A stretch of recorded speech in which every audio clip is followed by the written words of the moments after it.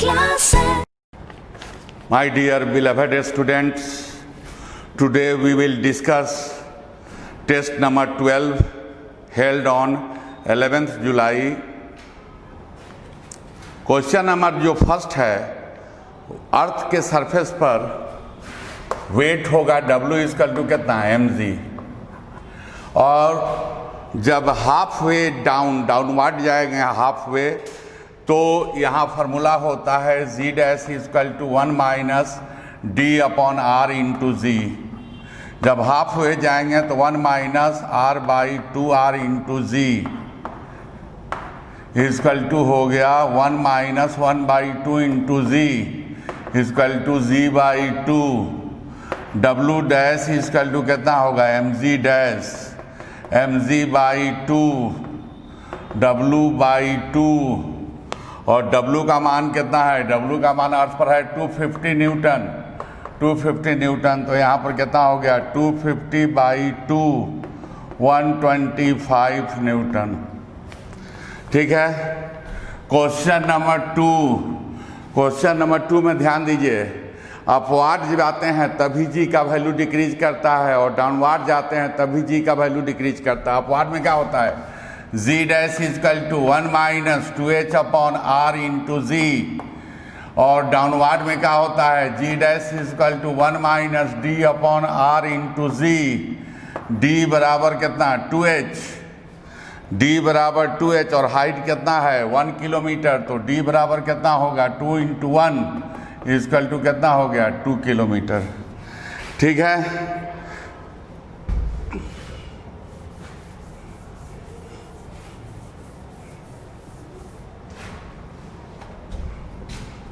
Question number 3 related to surface tension. यहाँ पर जो है 8 ड्रॉप्स मिलकर एक लार्ज ड्रॉप बनाता है, तो कैपिटल R इक्वल टू कितना हुआ n के power 1/3 into small r equal to 8 का power 1/3 into small r equal to कितना हुआ 2r। यहाँ पर होगा energy of big drop upon energy of small drop. Big drop कितना हो जाएगा 4 पाई r स्क्वायर t। ठीक है, क्योंकि लार्ज ड्रॉप का रेडियस क्या माने हैं कैपिटल R, और स्मॉल ड्रॉप का स्मॉल r, और यहाँ पर कितना हो जाएगा 4 pi small r square into t, capital R square upon small r square. Capital R का मान कितना है 2r the whole square upon r square, 4r square upon r square equal to कितना हुआ 4। इसका आंसर 4 होगा। ठीक है। क्वेश्चन नंबर 4 जो है, यहाँ पर जो है आपको क्वेश्चन नंबर 4 है, cylindrical vessel of radius r containing a liquid is rotating. तो मान लीजिए एक सिलिंड्रिकल वेसल है, और ये उसका क्या हो गया मेनिस्कस, और ये रोटेट कर रहा है कितना से ओमेगा एंगुलर वेलोसिटी से। इसे ए मान लीजिए, यहाँ पर इसको क्या मान लीजिए b। ये कितना हुआ h। आपको निकालना क्या है, what is the difference of height of liquid at the centre of vessel and edge. What is the difference मतलब स्मॉल एज का मान निकालना है। ठीक है। तो यहाँ पर PA minus PB equal to 1/2 rho VB square minus VA square. ठीक है, VB square minus VA square, PA minus PB कितना हो गया रो GH बराबर 1/2 रो, यहाँ पर कितना हो जाएगा VB कितना होगा omega R the whole square, और ये क्या है, ये तो 0 है, ये तो कांस्टेंट है। ये यहाँ पर देखिए सेंटर पर है तो वो तो कांस्टेंट है, और यहाँ पर B का कितना हो जाएगा V बराबर कितना ओमेगा R। रो क्या हो गया रो कैंसिल, और एच का वैल्यू कितना होगा, एच का वैल्यू होगा R square omega square, H का वैल्यू होगा R square omega square upon 2g।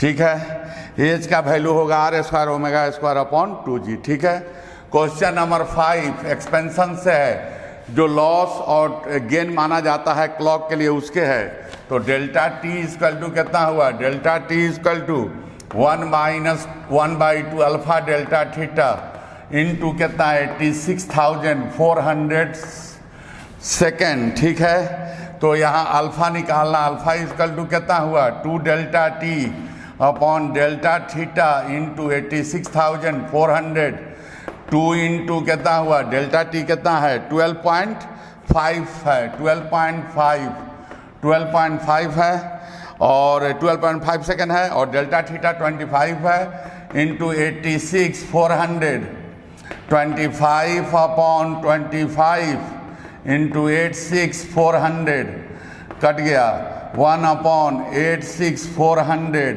पर डिग्री सेंटीग्रेड, ठीक है। ये आंसर आ गया।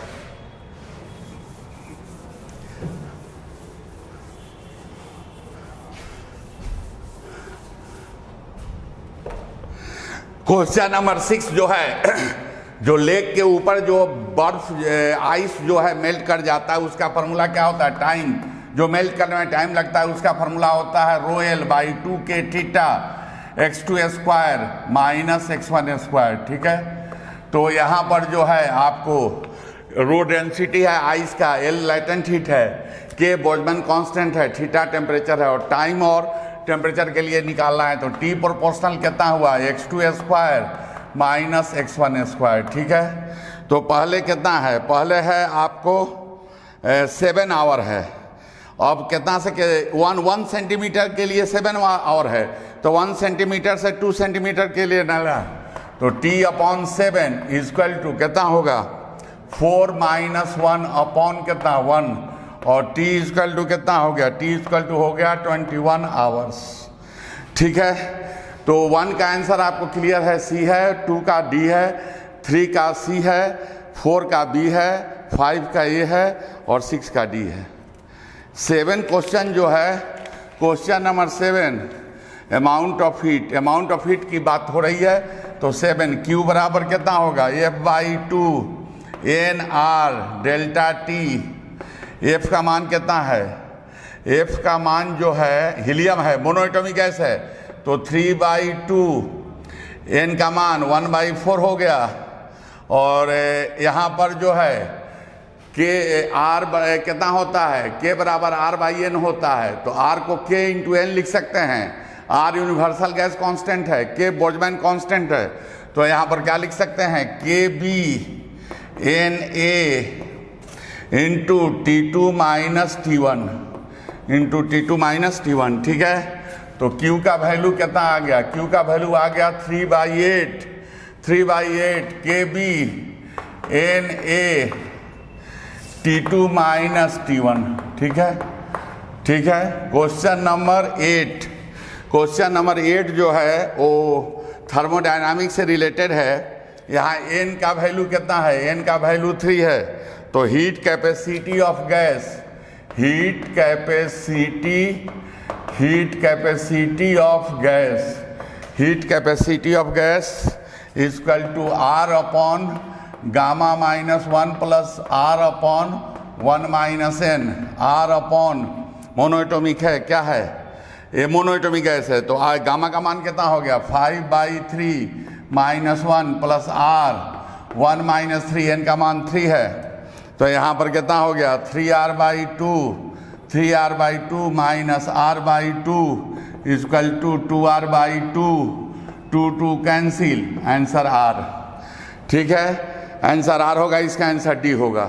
क्वेश्चन नंबर 9 जो है वो थ्योरेटिकल क्वेश्चन है। In thermodynamics process which of the following statement is not true, कौन ट्रू नहीं है। और इसमें क्लियर है कि चॉइस बी जो है रॉन्ग है, क्योंकि आइसोकोरिक में वॉल्यूम कांस्टेंट होता है और यहाँ लिखा है आइसोकोरिक में प्रेशर कांस्टेंट है, तो इसका आंसर बी होगा। क्वेश्चन नंबर 10 आपको बताना है कि यहाँ पर जो है आइसोथर्मली और एडियाबेटिकली, तो यहाँ पर जो है आपको मोर वर्क जो होगा वो आइडियाबेटिक में होगा, ठीक है। मोर वर्क जो होगा वो आइडियाबेटिक में, तो इसका ए चॉइस 10 का ए होगा, compressing the gas through adiabatic process will require more work to be done. Clear? Question number 11 जो है,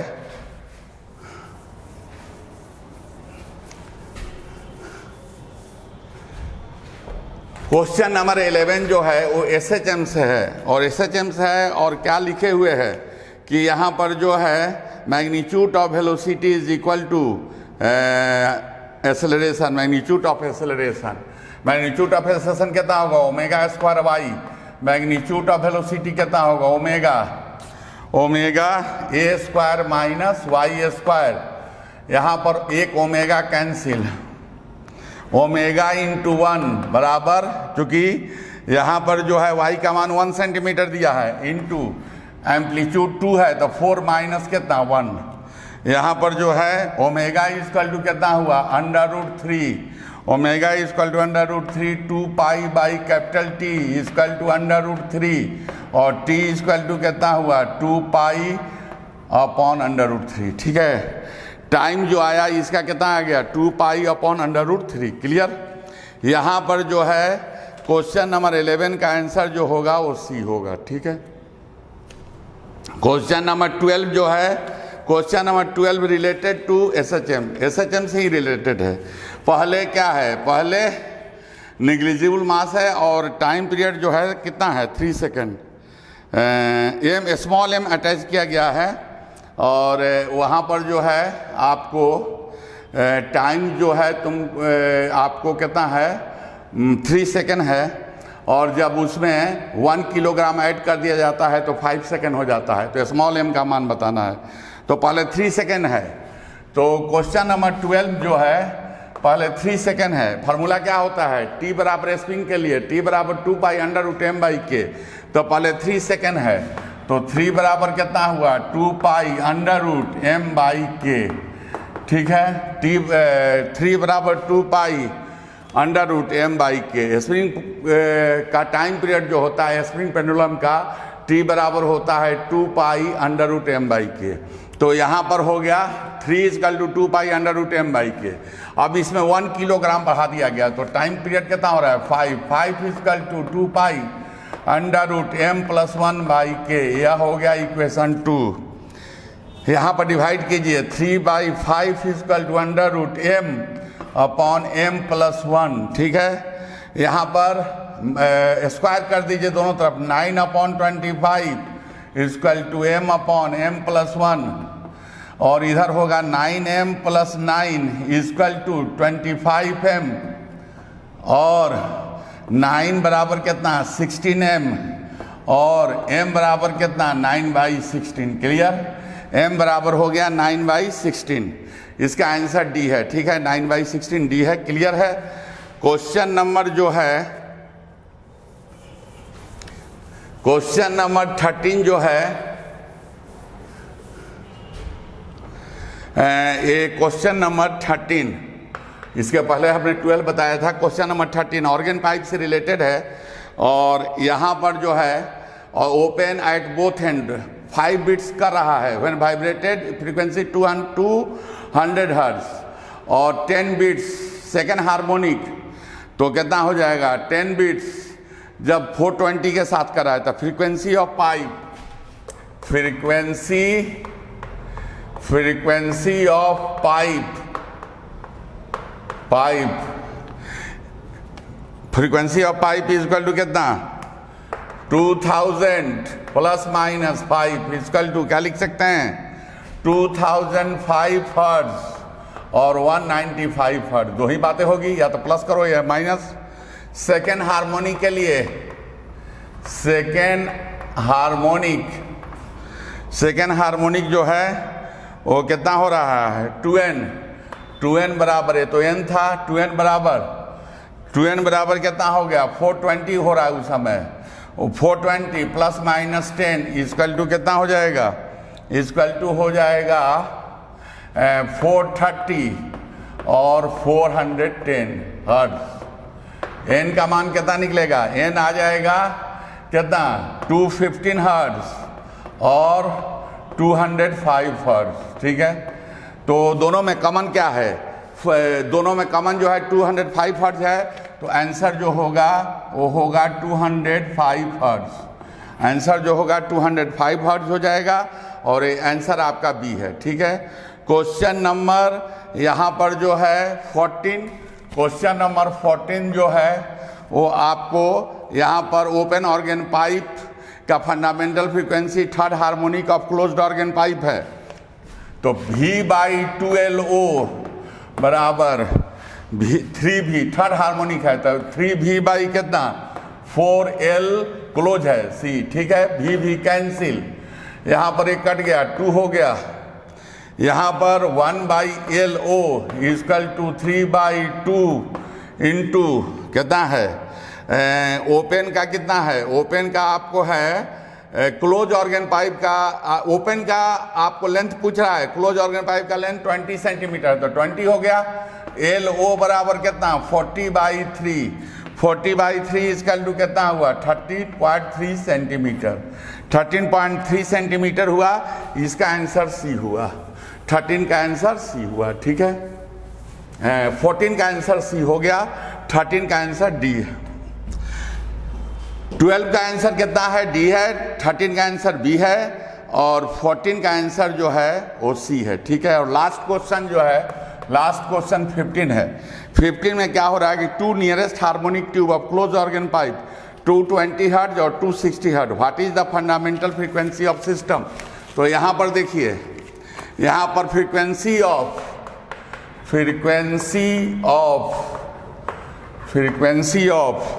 nth harmonic, frequency of nth harmonic in closed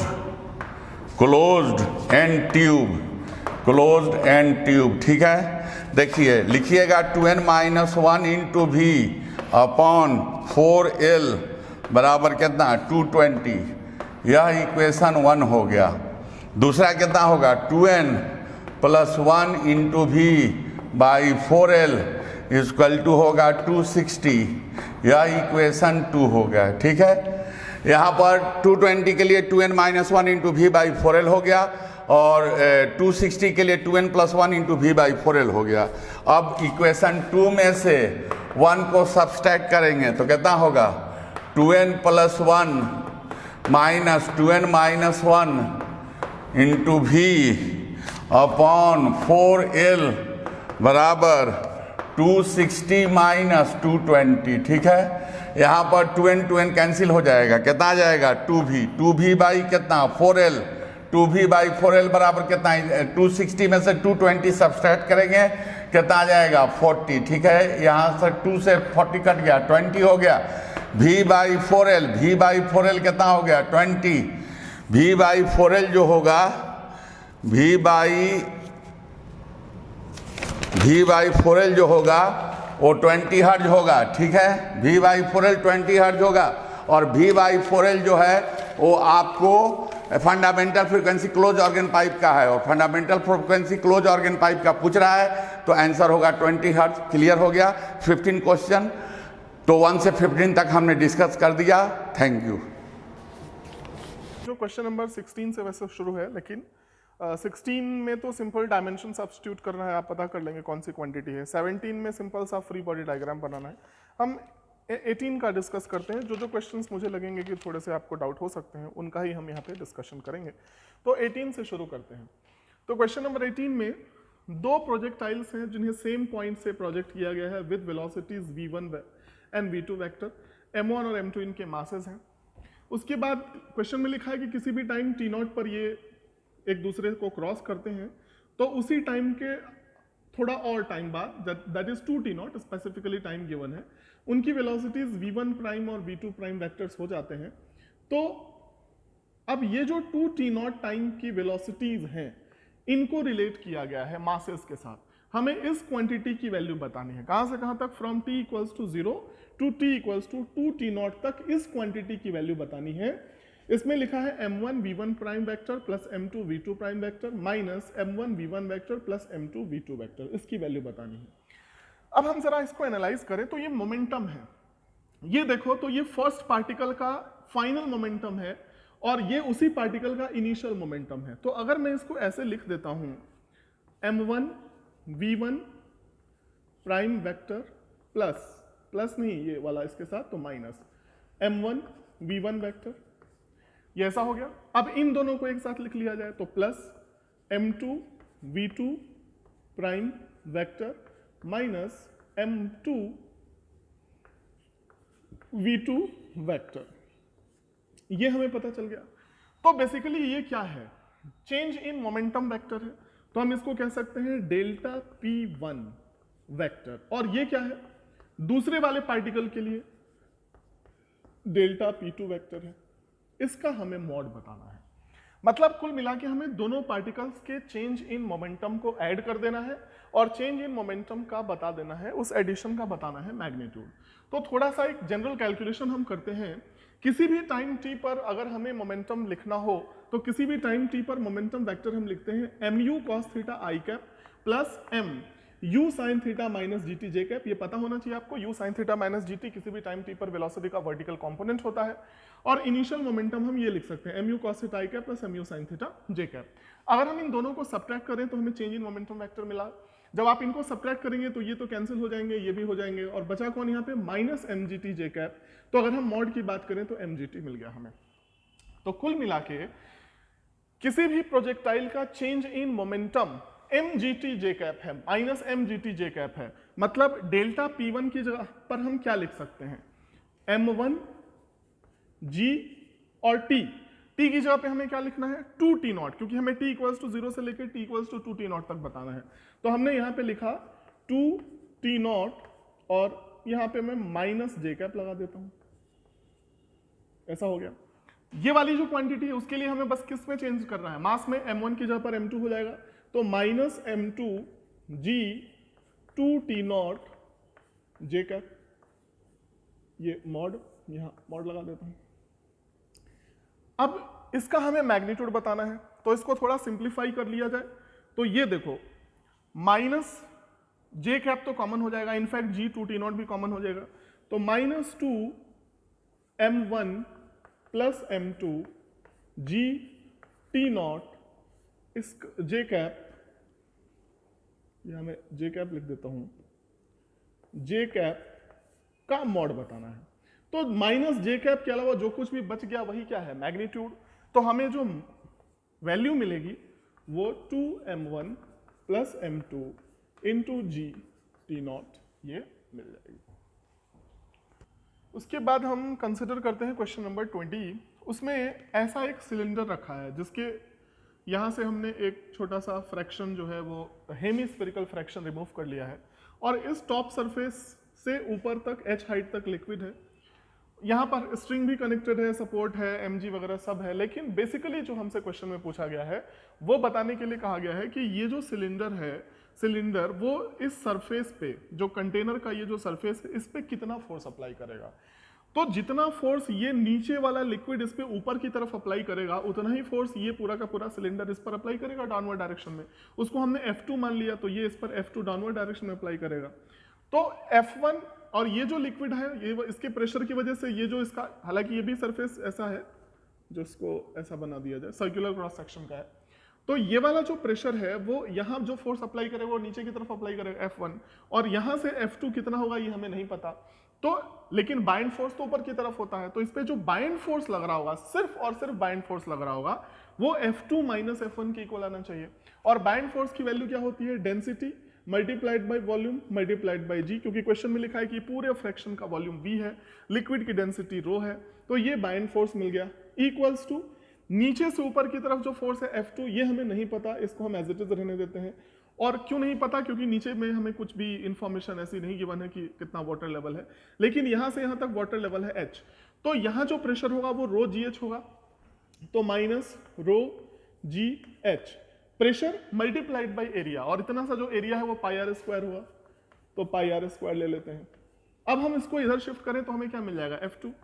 तो हमें यहाँ से जो चीज़ें कॉमन होंगी वो होंगी रो इंटू जी, यहाँ पर मिल गया हमें v सिंपली, प्लस रो और g कॉमन हो गया, पाई आर स्क्वायर h, ये हमें F2 मिला।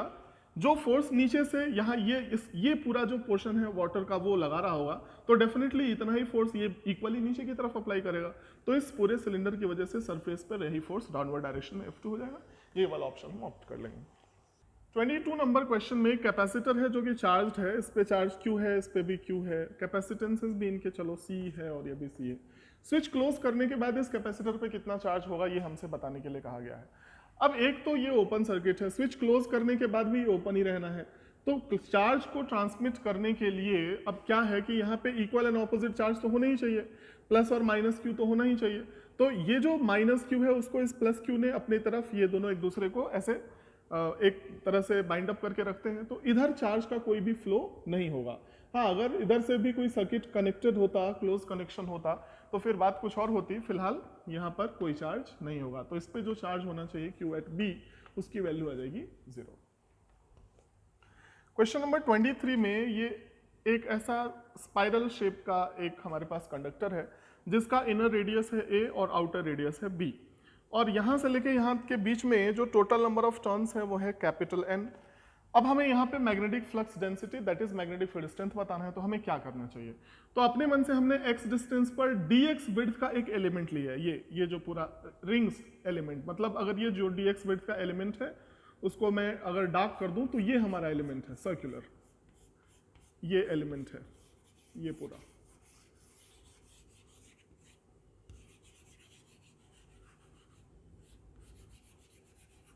ये जो विड्थ है ये dx है। समझ में अगर ना आए तो मैं फिर से बता देता हूं। यहां से x डिस्टेंस पर हमने एक एलिमेंट लिया है जिसकी थिकनेस है dx, ये dx है। यहां हमें बताना है मैग्नेटिक फील्ड स्ट्रेंथ। तो ये जो dx थिकनेस वाला एलिमेंट है इसके अंदर टोटल नंबर ऑफ टर्न्स कितने होंगे, तो उसको हम मान लेते हैं dn क्या होना चाहिए, number of turns per unit length. तो भाई ये जो यहाँ से लेके यहाँ तक की जो पूरी थिकनेस है वो b माइनस ए होनी चाहिए, तो b माइनस ए थिकनेस में n टर्न्स हैं, तो पर यूनिट थिकनेस में कितना होगा n अपॉन b माइनस ए, और dx थिकनेस में कितना हो जाएगा तो मल्टीप्लाइड बाई dx, ये हमें पता चल गया। अब हमें इस रिंग एलिमेंट की वजह से, अब इस रिंग एलिमेंट में इतने नंबर ऑफ टर्न्स हैं, उसकी वजह से अगर हमें यहाँ मैग्नेटिक फील्ड लिखना हो dB, तो हम dB कैसे लिखेंगे, mu naught I divided by 2r, और r की जगह पर हम क्या लिख देंगे x, क्योंकि सर्कुलर करंट कैरिंग कंडक्टर की वजह से ही मैग्नेटिक फील्ड होता है, और मल्टीप्लाइड बाई dn। हर एक टर्न इसमें इतना मैग्नेटिक फील्ड डेवलप करेगा, तो टोटल नंबर ऑफ टर्न्स इस एलिमेंट में कितने हैं dn, और dn की ये वाली वैल्यू हम यहाँ पुट कर देते हैं। तो dB जो हमें मिलेगा वो मिलेगा mu naught capital N I divided by 2b minus a 1 upon x dx, ये हमें पता चल गया, ये सब यहाँ पुट कर दिया। अब जो नेट मैग्नेटिक फील्ड होना चाहिए वो इसका ही इंटीग्रेशन होना चाहिए, तो इंटीग्रेट कर दो इसको, b equals to integration dB। अब जब हम इसे इंटीग्रेट करेंगे तो ये सारी चीजें तो कांस्टेंट हैं, तो mu naught capital N I divided by 2b minus a, ये तो इंटीग्रेशन से बाहर आ जाएगा, और बचा इंटीग्रेशन के अंदर कौन, 1 बाई एक्स dx। x कहाँ से कहाँ तक वेरी करेगा, तो इसकी मिनिमम वैल्यू a होगी और मैक्सिमम वैल्यू b होगी, तो यहाँ पे मिनिमम a और मैक्सिमम b लिख दो। अब 1 बाई एक्स का इंटीग्रेशन होता है ln x, और एक बार b और एक बार a पुट करोगे तो b बाई a आ जाएगा, तो नेट मैग्नेटिक फील्ड मिलेगा mu not an I divided by 2b minus a natural log b by a। ये हमें आंसर पता चल गया। क्वेश्चन नंबर 24 में ये सर्किट हमें गिवन है और पोटेंशियल अक्रॉस द कैपेसिटर बताना है स्टेडी स्टेट में। तो जब कैपेसिटर चार्ज हो जाता है तो ये ओपन सर्किट की तरह बिहेव करता है, मतलब इस ब्रांच में तो कोई करंट फ्लो होगा नहीं। जब इस ब्रांच में कोई करंट फ्लो नहीं होगा तो ये रहा करंट का साइकिल, ऐसे बना दिया हमने। इधर पोटेंशियल ज्यादा है तो करंट ऐसे पंप होगा, ऐसे चलेगा सर्किट में। अब इस करंट का मैग्नीट्यूड भी आप बता सकते हो। देखो आप इन दोनों को इग्नोर कर दो, ये भूल जाओ, सर्किट में है ही नहीं। तो ये 2v की पोलैरिटी इधर है और v की पोलैरिटी रिवर्स है, तो 2v माइनस v, ये तो नेट पोटेंशियल मिल गया। और r प्लस 2r ऐड कर दो तो 3r हो गया। तो हमें यहाँ से v बाई 3r, ये हमें करंट का मैग्नीट्यूड पता चल गया। अब कैपेसिटर के अक्रॉस हमें पोटेंशियल ड्रॉप बताना है, तो डेफिनेटली करंट जो है वो इस पॉइंट से इस तरफ जा रहा है, तो ये हायर पोटेंशियल पर होगा और ये जो है वो लोअर पोटेंशियल पर होगा। तो ये पॉजिटिव चार्ज और इसको हम नेगेटिव चार्ज मान लें। हालांकि चार्ज बताना होता तो हम क्यों लेते, लेकिन हमें डायरेक्टली पोटेंशियली बताना है तो हम पोटेंशियल अक्रॉस द कैपेसिटर क्या मान लेते हैं, VC। और इस लूप में केवीएल अप्लाई कर लो या फिर इस लूप में केवीएल अप्लाई कर लो, बात बराबर है, आंसर आ जाएगा। तो चलो यहाँ से इस लूप में अप्लाई करते हैं। तो यहाँ से यहाँ चले गए तो हमें मिला -VC, क्योंकि हम पॉजिटिव से नेगेटिव जा रहे हैं। माइनस भी लिख दिया, यहाँ पे +2V लिख दिया, यहाँ -VC और -2IR, और हम वहीं पहुंच गए जहां से शुरू किया था। तो हमने उसे 0 से इक्वेट कर दिया। तो यहां से हमें VC पता चल गया, ये VC उधर जाके पॉजिटिव हो गया, 2V -V, तो चलो हमें V मिल गया। -2 × R multiplied by I। Current की वैल्यू हमारे पास कितनी है, V/3R, इसकी वैल्यू यहाँ पुट कर दो, V/3R। अब ये R इस R को एलिमिनेट कर देगा, तो 3V - 2V, V/3, यही potential across the capacitor answer हो जाएगा। इस क्वेश्चन में हमें लिखा है कि R6 के किस वैल्यू के लिए current supplied by the battery पे कोई फर्क नहीं पड़ेगा। मतलब R6 को हम यहाँ रखें, नहीं रखें, कम कर दें, ज्यादा कर दें, करंट सप्लाइड बाय बैटरी पे फर्क नहीं पड़ना चाहिए। ऐसा कब पॉसिबल है, जब ये बैलेंस्ड व्हीटस्टोन ब्रिज हो। बैलेंस्ड व्हीटस्टोन ब्रिज होगा तो इधर कोई करंट जाएगा ही नहीं, तो R6 का होना और नहीं होना बराबर है। तो बैलेंस्ड व्हीटस्टोन ब्रिज के लिए R1/R3 इन दोनों का रेशियो के इक्वल होना चाहिए, R2/R4, या ऐसा कह सकते हो R1/R2 = R3/R4, एक ही बात है। तो क्वेश्चन में ये मल्टीप्लाई हो रखा है बस सिंपली, तो हमें मिला है R1/R4 = R2/R3, तो यही वाला ऑप्शन हम ऑप्ट कर लेंगे। क्वेश्चन नंबर 26 में हमारे पास ऐसा एक स्ट्रक्चर है और हमें ZX प्लेन में, ZX प्लेन ये Z एक्सिस और ये X एक्सिस है, तो इस प्लेन में बताना है मैग्नेटिक फील्ड। तो थोड़ा सा आपको 3 डायमेंशनल इमेजिनेशन की जरूरत है।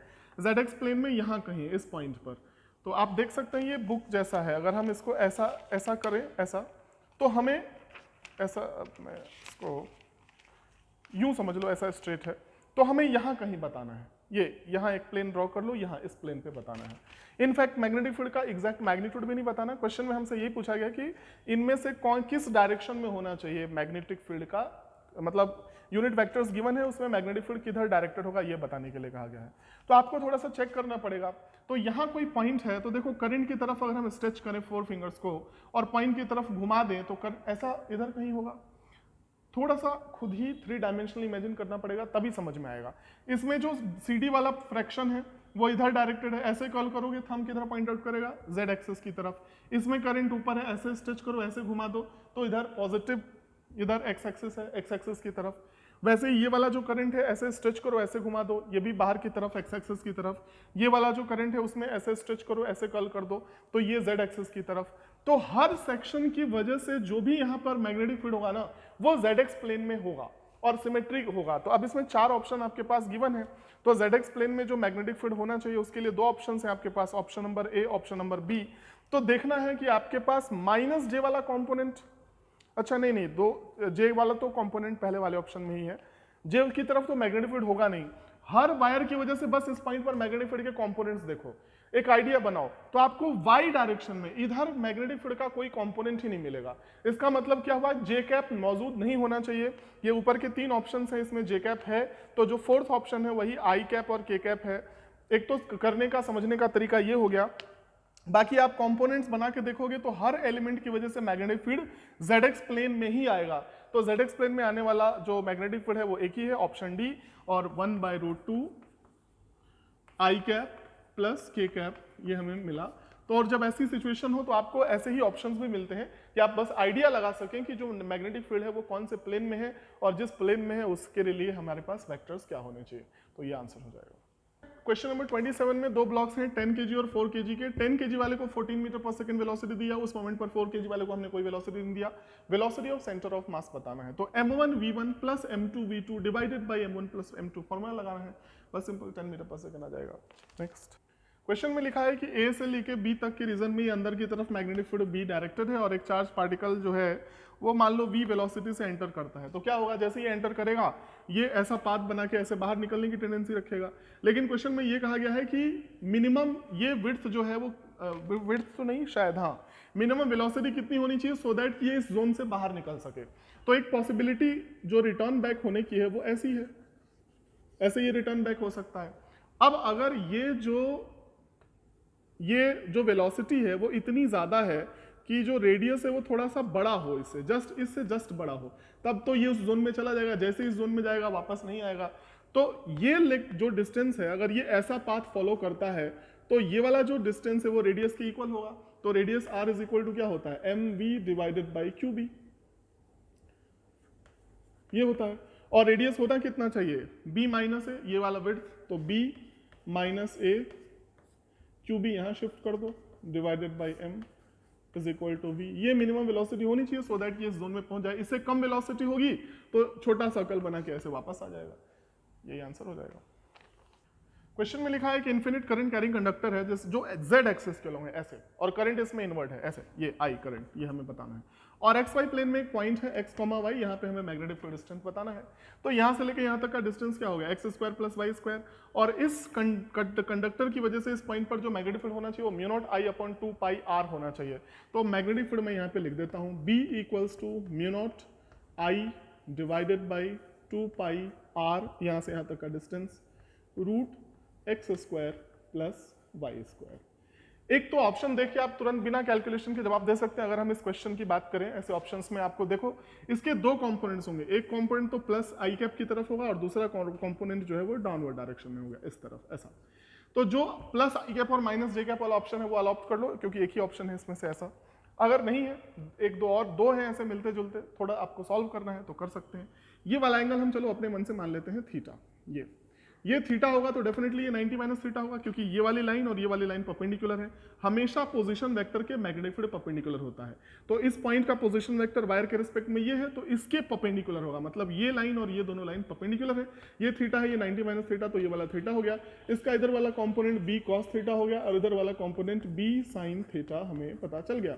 तो नेट मैग्नेटिक फील्ड जो b वेक्टर है उसको हमें क्या लिखना चाहिए, b cos theta. b cos theta का मतलब हुआ कि mu naught I divided by 2 pi root X square plus Y square cos theta base upon hypotenuse. Cos, इस ट्रायंगल को ध्यान से देखो, यहाँ से यहाँ तक का डिस्टेंस x हो जाएगा और ये हो गया, तो बेस के लिए हम लिखेंगे x डिवाइडेड बाई हाइपोटेनियस कितना हुआ, कॉस थीटा ले रहे हैं ना, हमें ये लेना पड़ेगा y, इसके लिए ये बेस हो गया y डिवाइडेड बाई हाइपोटेनियस यहाँ से यहाँ तक root X square plus Y square, और ये आई कैप से मल्टीप्लाई हो जाएगा, हो गया मल्टीप्लाई आई कैप से। अब हमें देखो ये चीजें तो हाँ एक और लिख लेते हैं, बी साइन थीटा, तो ये माइनस जे कैप में होगा तो माइनस कर दिया मैंने। यहाँ पर mu naught I divided by 2 pi root X square plus Y square और इनटू साइन थीटा, इस एंगल के लिए x divided by hypotenuse that is x by root X square plus Y square J cap, minus J cap से multiply कर दिया। बस इसको simplify कर लो, ये रूट और ये रूट तो कॉमन हो जाएंगे, मल्टीप्लाई होकर x square plus Y square हो जाएगा, तो आपको मिल जाएगा यहाँ से mu naught I upon 2 pi x square plus Y square, यहाँ बच गया वाई आई कैप, वहाँ बच गया माइनस एक्स जे कैप। ये एग्जैक्ट हमें मैग्नीट्यूड मिल गया। अदरवाइज जब ऑप्शंस ऐसे हो, आपको कंपोनेंट दिख रहे हो, तो आप पहले कंपोनेंट्स देखो, टाइम बचेगा और एग्जैक्ट कैलकुलेशन भी आनी चाहिए। तो आपको क्लॉकवाइज एंटी क्लॉकवाइज डायरेक्शन बताना है या आप बता ही देंगे तो कोई प्रॉब्लम नहीं है। Question number 31 onwards. बेटा क्वेश्चन नंबर 31 में आपका कह रहा है the electron of hydrogen atom revolves around the proton in a circular nth orbit of radius इतना, स्पीड इतना, रेडियस ये दिया हुआ है और स्पीड यह दिया हुआ है। आपको फॉर्मूला मैंने याद भी रखने के लिए कहा था। तो पूछता है करंट किसका प्रोपोर्शनल होगा, तो करंट किसको कहेंगे, तो चार्ज बाई टाइम पीरियड को कहेंगे। आप कहोगे सर चार्ज हमारा इलेक्ट्रॉन का ई बाई टाइम पीरियड होना चाहिए सर 2 पाई आर बाई भी, बी का नाम यहाँ यूएन है, आर एन आपका दिया हुआ है, यूएन भी आपका दिया हुआ है, आप पुट कर दो यहाँ 2 पाई आर एन हो गया हमारा epsilon naught n square h square by pi square m ऊपर चला गया, यू एन कर रहे हो e square by 2 epsilon naught n h. बेटा ई स्क्वायर इंटू ई क्या मिलेगा, e to the power 5। So proportional होगा किसका, ई टू द पावर 5 का। So answer is C. 32 number question में कहता है electron is excited through a potential difference of 45.5 volt, the velocity acquired by it. बेटा आप जानते हो when an electron is excited by v volt it acquires kinetic energy ev। तो kinetic energy ev हो गया तो हाफ mv स्क्वायर ev के बराबर होना चाहिए। सो b हो गया sir under root 2 e m by m into v। Sir specific charge का वैल्यू भी आपने याद रखने के लिए कहा था, यह होता है 1.76 इंटू 10⁻11, नहीं भी याद है तो 1.6 इंटू 10⁻19 बाई 9.1 इंटू 10⁻31 kg भी दिया हुआ है सर 45.5। बेटा ये 10⁻11 है, लगभग 10 और आएगा 10⁻6। चॉइस में आप देखो 10⁻6 केवल आपका ए में है, सो आंसर होगा ये सर, है ना। और या 4 इंटू 10⁻6 एक और में है, सी में भी है, लेकिन आपका डाटा ज़्यादा आ रहा है ना, इसलिए लगभग आप कैलकुलेट करोगे तो आपका वही आएगा। 33 नंबर में कहता है the de Broglie wavelength of neutron in thermal equilibrium with heavy water at a temperature T and mass m is।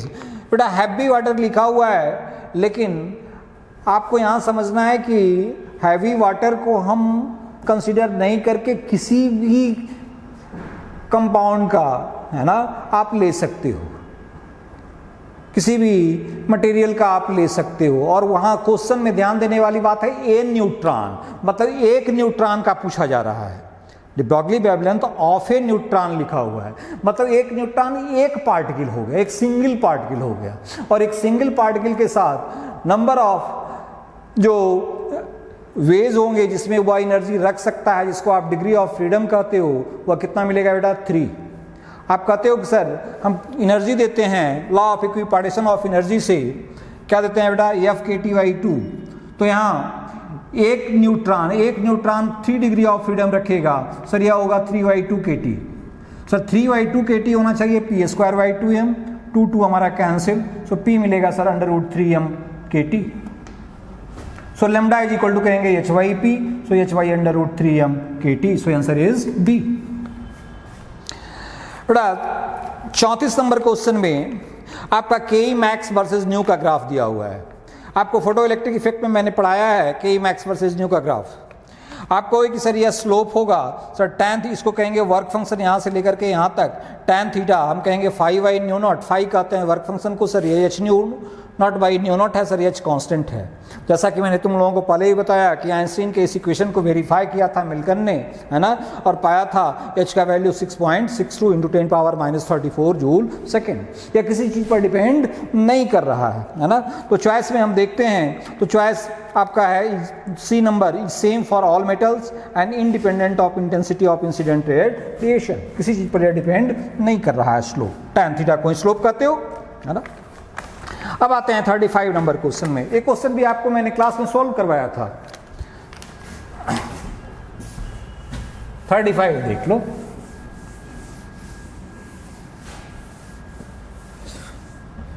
Sir आपने फॉर्मूला दिया था n इज इक्वल टू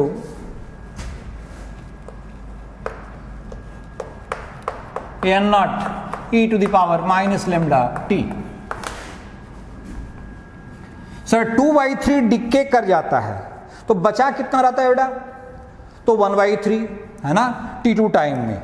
आपको कि sir n0/3 is equal to होना चाहिए sir n0 e to the power minus lambda t2। 2/3 में बचा हुआ हम लेंगे यहाँ, n0 cancel, sir e to the power lambda t2 is equal to 3, so lambda t2 is equal to ln3, so t2 is equal to sir ln3 by lambda, ये हमारा t2 है।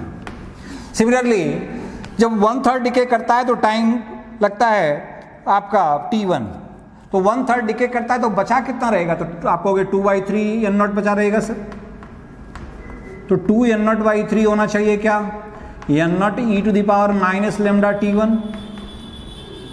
आप कहोगे कि sir n0 cancel, sir e to the power lambda t1 is equal to 3/2, so lambda t1 बराबर क्या, तो lambda t1 हो गया सर ln3 माइनस ln2, मतलब t1 बराबर हो गया sir ln3 minus ln2 by lambda. अलग अलग कर देते हैं बेटा। आप कहोगे t2 माइनस t1 पूछा जा रहा है sir, sir t2 minus t1 क्या हो गया, तो ln3 by lambda minus ln3 by lambda minus ln2 lambda, तो माइनस माइनस प्लस, सर ये कैंसिल, सर मिला क्या ln2 लैम्डा। ln2 लैम्डा को क्या कहते हैं, half life. Sir half life दिया हुआ है कितना बेटा, 20 minute, so answer will be 20 minute, so answer will be C. 36 number question में कहता है if Ne and NH are the number of electrons and holes in a semiconductor heavily doped with phosphorus. बेटा phosphorus है, phosphorus का मतलब pentavalent atom, pentavalent atom है। आप कहोगे कि सर इलेक्ट्रॉन्स मेजॉरिटी में हो जाएंगे और होल्स माइनॉरिटी में होंगे sir, so electron concentration will be much greater than hole concentration, so Ne is very very greater than NH, so answer will be A. Now come to the 37 number question.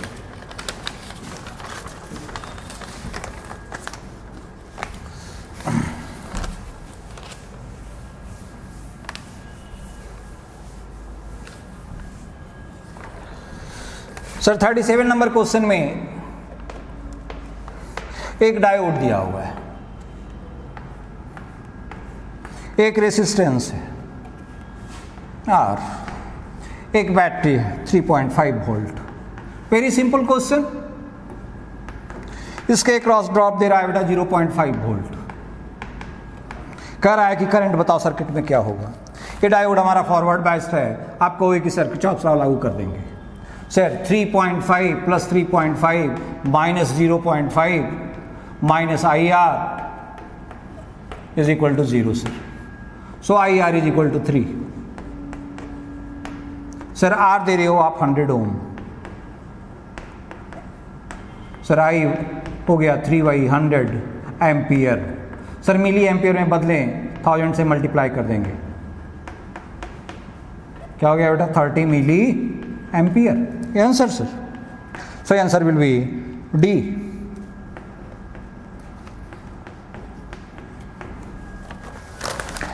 Now come to 38 number question.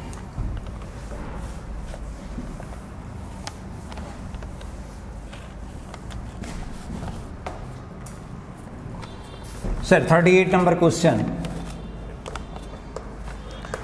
बड़ा wave form दिया हुआ है, एक pulse आपको दिखाया हुआ है,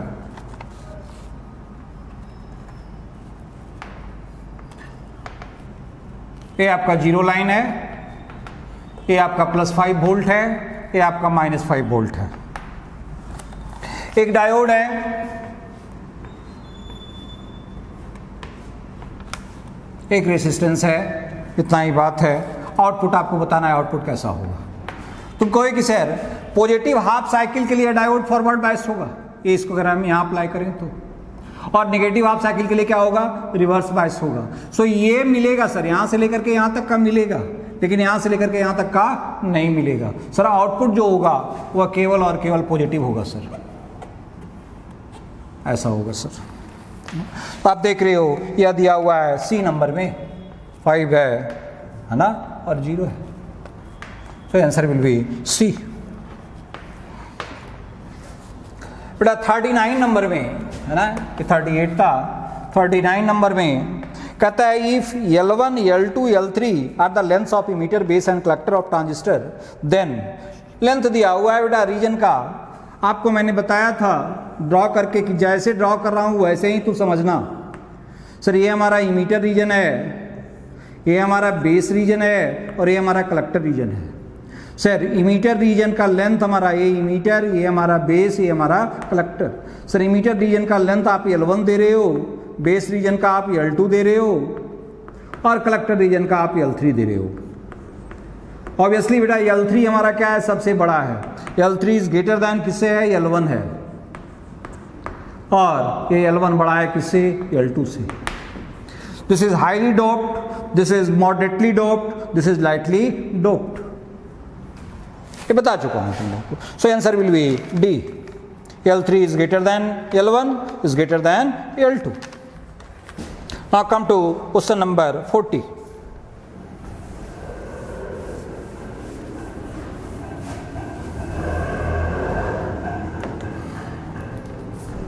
आप कहोगे कि सर 40 नंबर क्वेश्चन में वेव वेलोसिटी एक मीडियम में p दिया हुआ है बेटा, एंगल ऑफ इंसिडेंस दिया हुआ है 30 डिग्री। तुम कहोगे कि सर एक लाइट रे अगर 30 डिग्री एंगल पर इंसिडेंट हुआ, सर यहाँ रिफ्रैक्टिव इंडेक्स कहेंगे mu P is equal to C Y, speed of light दिया हुआ है u, है ना। यहाँ कहोगे म्यू क्यू क्या होगा, c y to u, speed of light दिया हुआ है मीडियम में 2u। तो एंगल ऑफ रिफ्रैक्शन बताना है तुमको, कितना एंगल से यह रिफ्रैक्ट होगा। और आपको इसने सॉल्व कर दो sir mu P sine I that is C Y U sine 30 is equal to C Y 2u sine R. Sir U cancel, C cancel, sir sine 30 का value 1/2 is equal to 1/2 sine R. So sine R is equal to 1 sir, so r is equal to 90 degree, so answer will be 90 degree. Now come to 41 number question.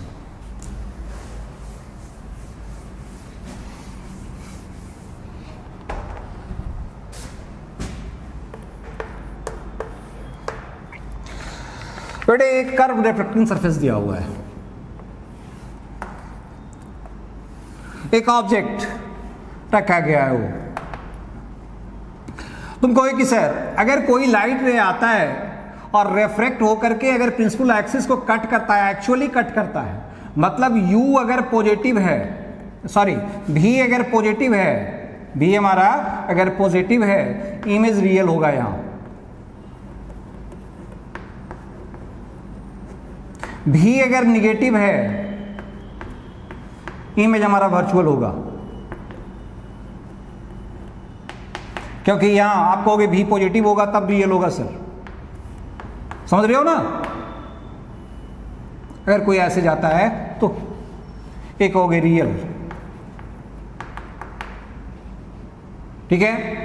अगर ये और reflect हो जाता है, इस रूप पे जाता है, नॉर्मल की ओर नहीं मुड़ करके, इसके सेंटर से तुम मिलाओगे, नॉर्मल की ओर नहीं मुड़ करके, और सेंटर इसका इधर दे दो, ये सेंटर है मान लो, सेंटर ऑफ कर्वेचर, ये इधर नहीं मुड़ करके आपका इधर मुड़ जाए, इधर चला जाए, अवे फ्रॉम नॉर्मल जाए,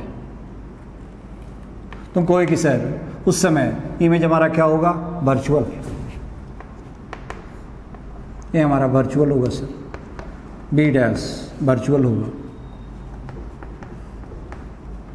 ये हमारा निगेटिव होगा सर। मेजर करेंगे डिस्टेंस यहां से, कोई दिक्कत समझने में नहीं। अब तुमको डिसाइड करना है, इस तरफ का मीडियम का नाम दे दिया है n1, इस तरफ का मीडियम का नाम दे दिया है n2 बेटा। आप कहोगे u तो हर हाल में निगेटिव होगा सर, ये डिस्टेंस हमारा u है, u हर हाल में निगेटिव होगा सर। हमारे पास फॉर्मूला है μ2/v that is n2/v minus μ1/u n1/u, u हमारा निगेटिव ऑफ निगेटिव पॉजिटिव, भी जानना है कैसा होगा, is equal to μ2 minus μ1 that is n2 minus n1 by r। Sir r हमारा पॉजिटिव होगा, सो n2/v, इसको इस तरफ ले चले जाओ बेटा, आप कहोगे n2 minus n1 by r minus n1/u। Sir LCM ले लिए, यह हो गया ru, यह हो गया n2 minus n1 into u minus n1 into r, n1r। सो v बराबर क्या मिलेगा, तो v बराबर मिलेगा sir n2ru by n2 minus n1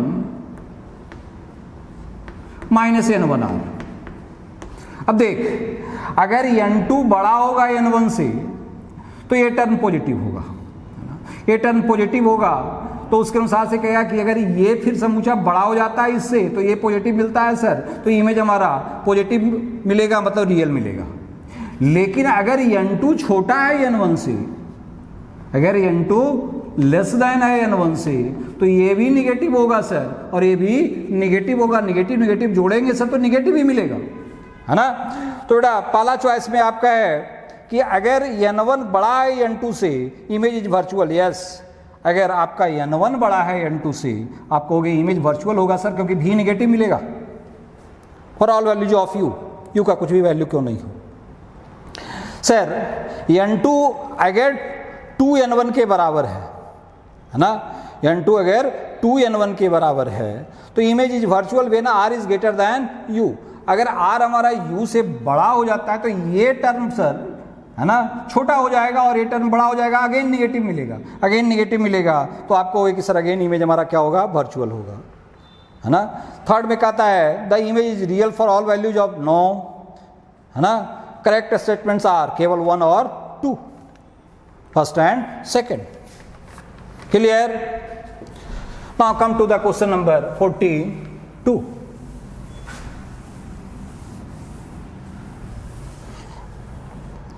बेटा कहता है एक कॉम्बिनेशन है लेंस का, एक कन्वेक्स लेंस है जिसका फोकल लेंथ f1 है। तो कहेगा कि सर इक्विवेलेंट फोकल लेंथ आप दे रहे हो f, तो 1/f बराबर होना चाहिए 1/f1। f1 पॉजिटिव है सर, प्लस 1/f2, f2 हमारा नेगेटिव है सर। और कहता है combination of these lenses behaves like a concave lens. तो कनकेव लेंस की तरह बिहेव कर रहा है, इसका मतलब यह नेगेटिव होना चाहिए 1/f, 1/f नेगेटिव होना चाहिए, मतलब लेस देन 0 होना चाहिए। मतलब 1/f1 should be less than 1/f2। That is आप कहोगे sir f2 should be less than f1, that is f1 is greater than f2। So your choice is A, answer is A। Now come to 43 number question. Sir Young double slit experiment में कह रहा है angular wait fringe का हवा में है 0.20, है ना। सोडियम लाइट ऑफ वेवलेंथ इतना है। It complete system is dipped in water, water में डुबा दिया गया। तो बता एंगुलर वेट क्या होगा।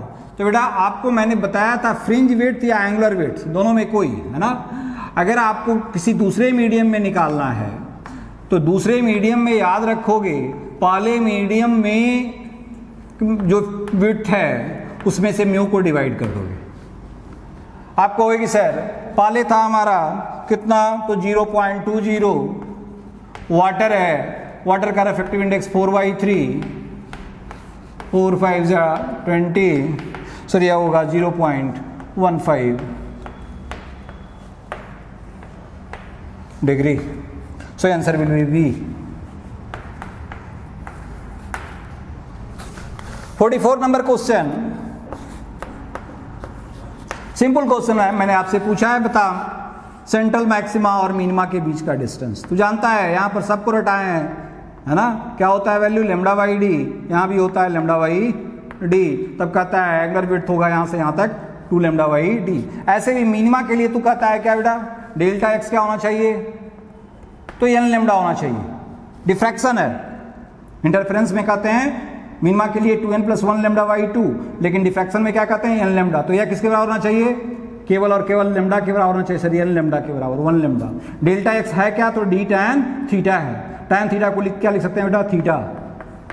तो थीटा इज इक्वल टू क्या मिलेगा, λ/d। तो पहला मिनिमा जो अकर करेगा, है ना, λ/d पर अकर करेगा सर। सो आप दोनों के बीच एंगल पूछ रहे हो, मैक्सिमा और मिनिमा के बीच, तो λ/d होगा। So answer will be A. Now come to the last question, 45 number question.